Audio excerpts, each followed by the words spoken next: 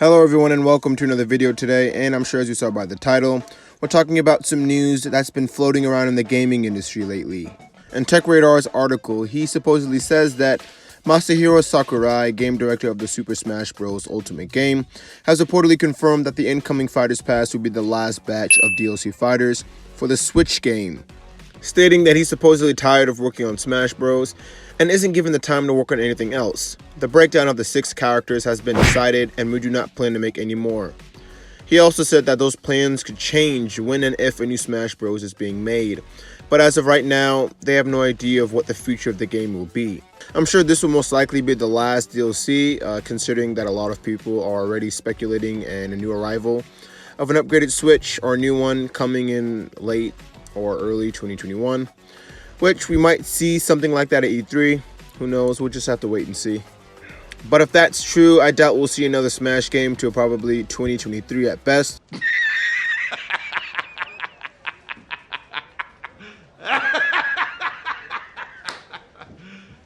You serious? I mean, the Super Smash Bros. Game is still a new game, technically.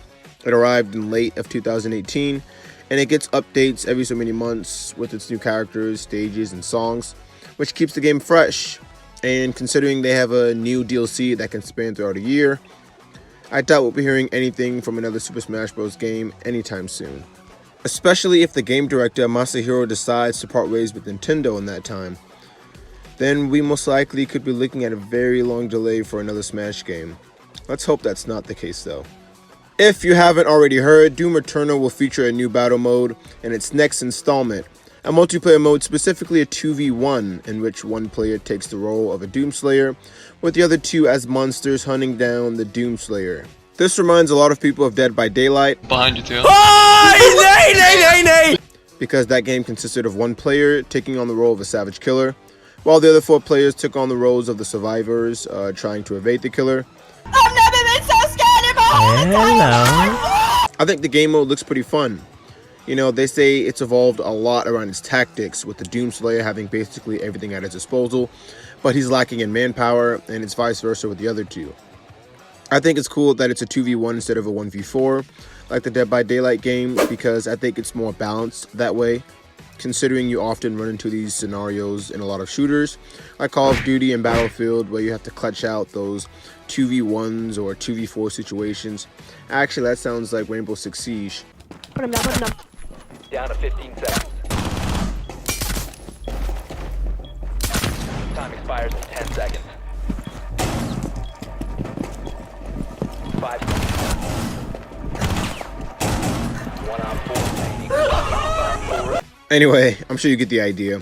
At least in this, you'll be more prepared, technically with an advantage, and that also makes it interesting for the survivors, which rely totally on teamwork.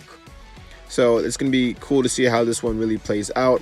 It also just looks more about having fun with your friends online, and I'm sure you will do that on March 20th when the game releases, along with Animal Crossing, which is a life simulation game exclusively for the Nintendo Switch.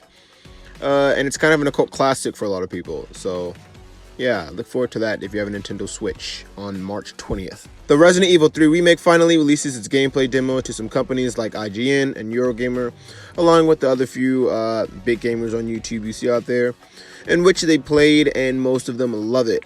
Well, for the most part at least. Can't pull the trigger when it counts.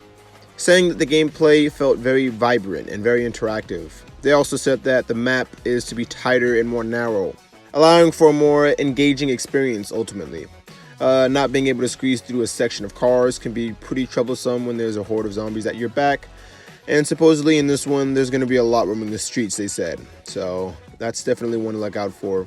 Also, Nemesis is a lot more terrifying than Mr. X was, as they showed him in the demo. I mean, you can see for yourself. He's a lot more versatile in his fighting and his arsenal. And seeing that he sprints at you is actually going to make more tension for this game. Opposed to Mr. X kind of just standing around and walking at his own pace to get you. This guy is literally sprinting, so definitely a big difference there.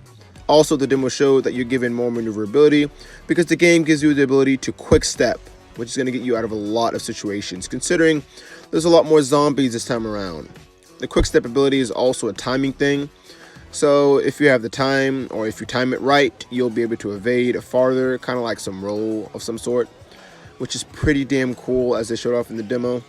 They also showed a lot more stuff in this demo that you can look up on other YouTube reviews for, as they go in a lot more in depth than I do. But that's mostly what the demo displayed, and I don't know when they release the demo to the public. They said soon, so we can always just wait and look forward to that. The game looks really promising, and I definitely look forward to it on its release on April 3rd, as I'm sure you guys do.